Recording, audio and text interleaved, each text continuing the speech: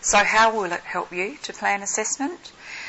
You can use the evidence about their learning to adapt your instruction to meet their learning needs. To do that, you'll need to use diagnostic and formative assessment. We tend to use a lot of formative and summative assessment. Diagnostic assessment allows you to assess right from the beginning in your first conversations with your learners. It supports you to plan assessment and learning by generating and gathering information about the progress and therefore developing a learning and assessment strategy. And I like this quote from one of our CBA participants, that you can go in with a plan, be willing to adapt depending on feedback and evidence, and reflect on the outcomes.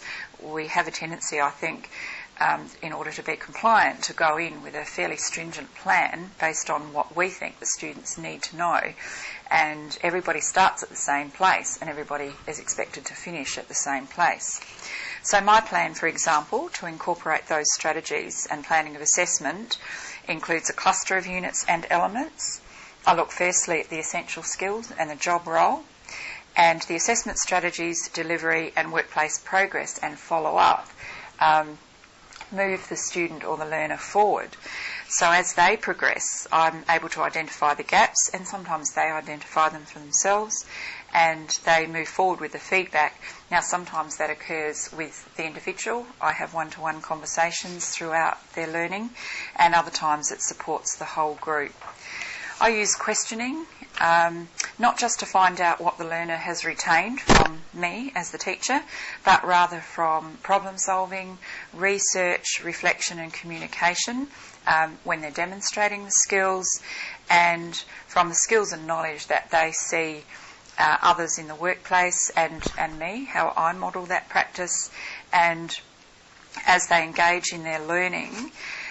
Effective questioning with the assessment for learning techniques involves framing, e.g. in an open-ended way, the timing of the questioning, how you can elicit information, or perhaps that should be solicit information, and responding to questions to identify where they are in their learning and be able to expand and deepen their learning, which informs the future learning. I can almost hear you asking, how is that different from what we already do? Well, in the past, and perhaps still currently, we tend to be more teacher-centred, and we tend to test students through educational measurement. We're very outcomes-focused and based on explicit standards, e.g. performance criteria. So assessment for learning in future, or now and in the future, we need to develop learners who have the capacity to make judgments and decisions in their workplace, and they need skills beyond the formal training in the classroom to be work ready.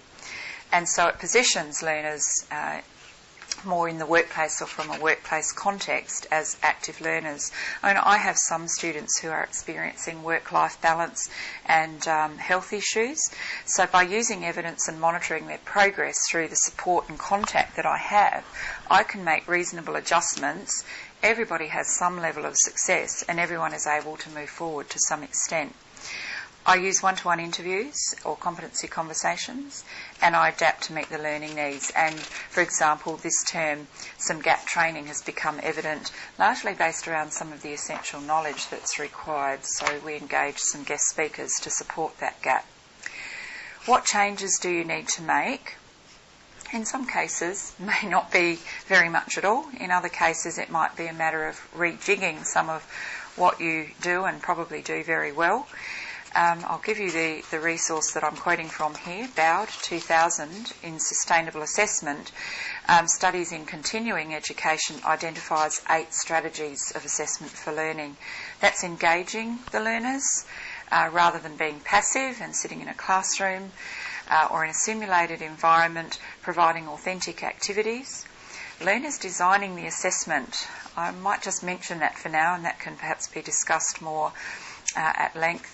Integrating activities, so rather than just having assignment 1, assignment 2, integrating the activities, as in my example where I use a toolbox, but I also use written learning resources and materials. Learning and judgment, modelling and practice, that's both in the workplace and from you as the vocational practitioner, working with peers, and we certainly know through children's development but also adult development that working alongside your colleagues often it's the learning that occurs alongside of others that can be of most value. And giving and receiving feedback.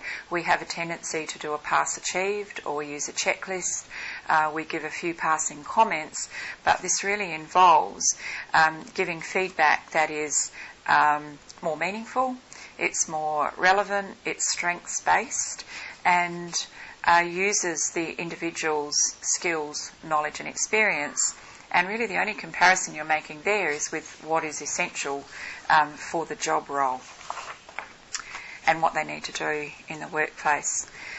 As a vet practitioner, I have implemented 3 things from Assessment for Learning as I've returned to the classroom, so I'm able to put the rhetoric back into practice. I use a case management approach, and in doing that, I promote reflection and group assessment right at the beginning through questioning and reviewing what the learner knows, what is not known. I use open questions and diagnostic assessment. I use RPL. I share experience, mine and theirs, and identify strengths and challenges, mine and theirs. I provide real-life examples and people of work and what constitutes good practice. And I plan regular contact with my learners and develop strong relationships through mentoring and support, troubleshooting, talking through questions, email, Moodle, face-to-face for different learning preferences and learners' needs. And some of that in terms of providing real-life examples. If you don't have a workplace that you can use, I use YouTube, industry guests, I should say, and toolboxes, for example. NCVR 2009 suggests that learners prefer training that is time efficient, personally relevant, non-threatening and easily accessible. They see the quality of the trainer as critical and value trainers who know what to do, are empathetic and supportive. So to develop good practice, we as teachers need to develop positive relationships with each student, view them as an adult learner with prior knowledge, skills and life experience, and respect their individual cultural and educational backgrounds. In summary, RTOs and practitioners have a vested interest in ensuring that the best qualified people work in their industry. So we need to make sure that our our assessment engineers effective discussion and extends and deepens learning, concreting and consolidating what they know. By forming solid relationships, it allows you to know more about the learner and their motivation and styles and what drives them and encourages them to succeed.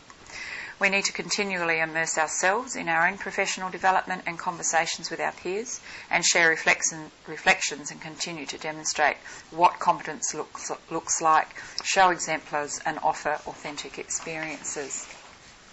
So to hear more about this or who can help, various networks and support people available to you through DeFeast, the website www.training.sa.gov.au has some of the presentations from the Capability Building Assessment Program and Innovations in Professional Practice in Assessment workshops where you can find more about assessment for learning.